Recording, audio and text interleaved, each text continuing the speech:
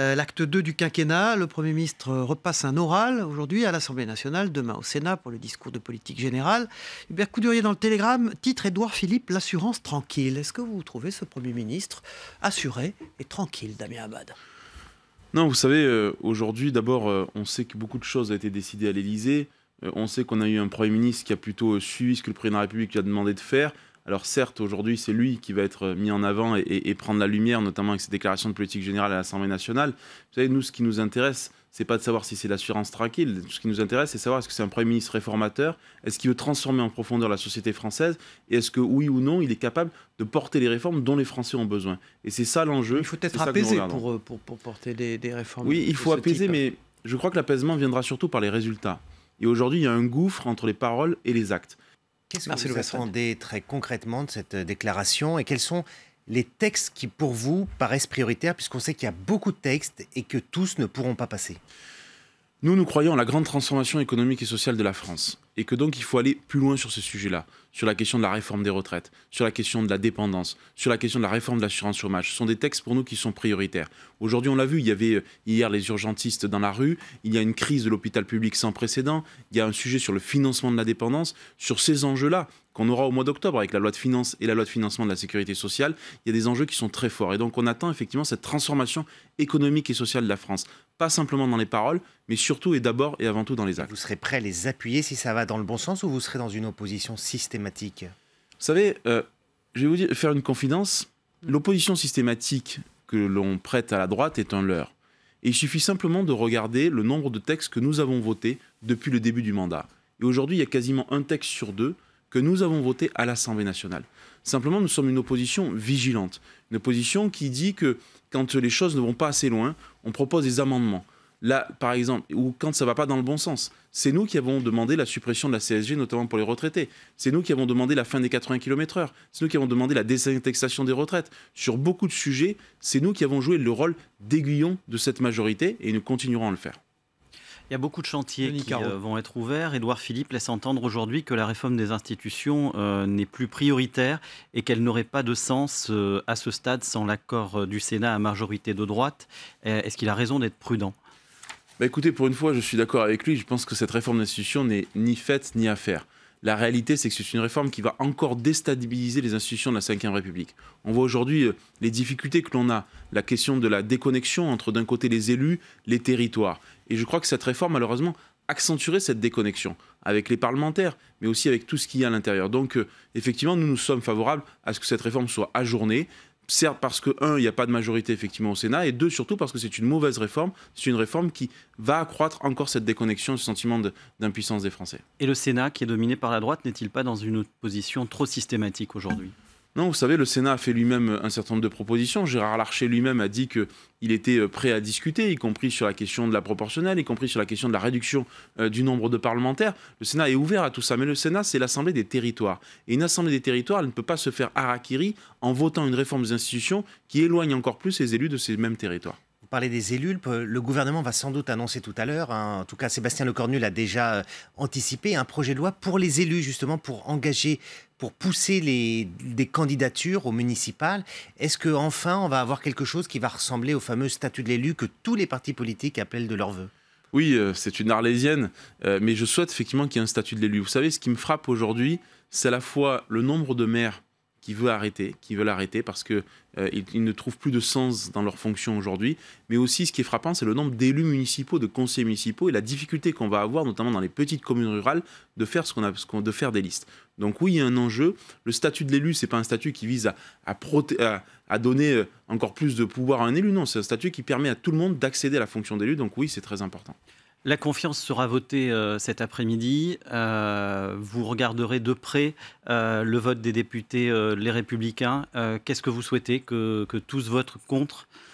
Comme l'a dit le président du groupe, Christian Jacob, il y a une large majorité de députés républicains qui vont voter contre. Il y aura peut-être une poignée qui s'abstiendra, mais la réalité, c'est qu'il y aura une large majorité qui va voter contre pour une raison très simple. Aujourd'hui, c'est que nous sommes dans l'opposition.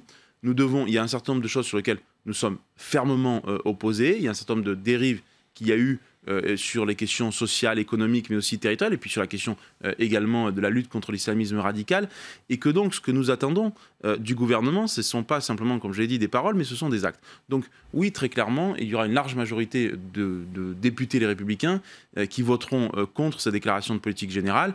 Ensuite, par contre, je le dis très clairement, sur un certain nombre de textes, s'il y a des textes qu'on considère comme positifs, bien entendu que nous les soutiendrons. Laurent Wauquiez s'en va. D'abord, est-ce que vous regrettez qu'il s'en aille?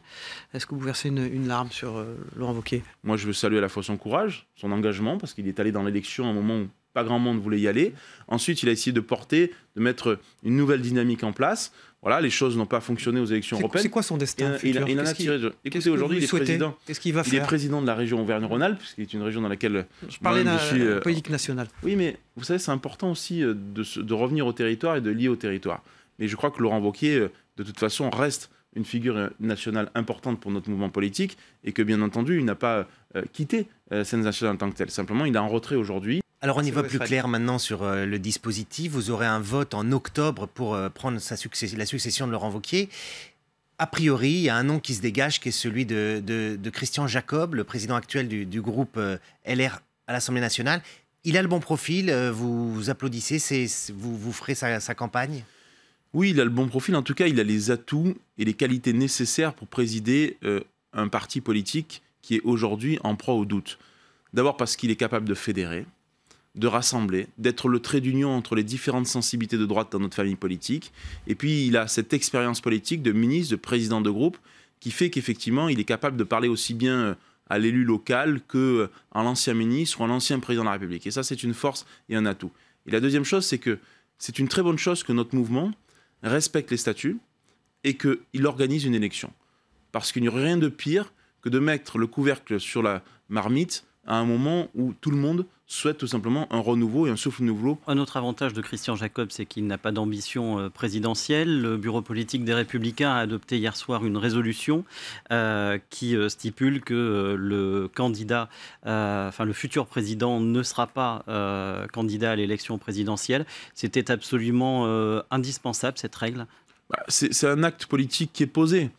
Parce qu'aujourd'hui, beaucoup de militants et de Français en ont assez de cette course effrénée aux primaires qui fait que le président du parti, qui est un potentiel candidat à l'élection présidentielle, finalement est un peu, je dirais, l'otage des autres candidats qui sont à l'extérieur et qui lui tapent dessus matin, midi et soir. Donc c'est plutôt une bonne chose, c'est plutôt un principe sain. Comment vous vivez l'hémorragie à laquelle on assiste hier, ces derniers jours, on a eu par exemple la maire du 5e arrondissement de Paris, la maire du 9e arrondissement de Paris, des personnalités des Républicains qui basculent et qui vont chez Macron. Ça peut continuer encore longtemps? D'abord, ce n'est pas une hémorragie. C'est quelques cas isolés de personnes effectivement qui ont fait un choix différent de celui du nôtre. Moi, je considère qu'on ne quitte pas le navire en pleine mer et en tempête. Quitter les Républicains, c'est plus qu'un... Juste sur par exemple sur les 72 maires que l'on a mis en avant. La réalité, c'est qu'il y en a beaucoup qui étaient déjà plus membres des Républicains. Mais c'est vrai que ce n'est pas une bonne chose. Moi, ce que je souhaite aujourd'hui, c'est qu'on affirme, il y a 800 maires qui ont soutenu la liste de François-Xavier Bellamy. 800 maires en France qui ont soutenu cette liste-là. Il y a aujourd'hui des maires qui sont élus avec l'étiquette républicain, mais pas seulement. Dans toutes les villes de France, il y a un rassemblement. On n'a pas attendu la République en marche pour faire ce rassemblement-là.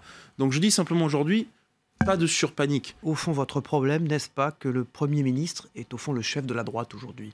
Vous savez, si c'était le chef de la droite, ça se saurait. Mais prenons un exemple concret.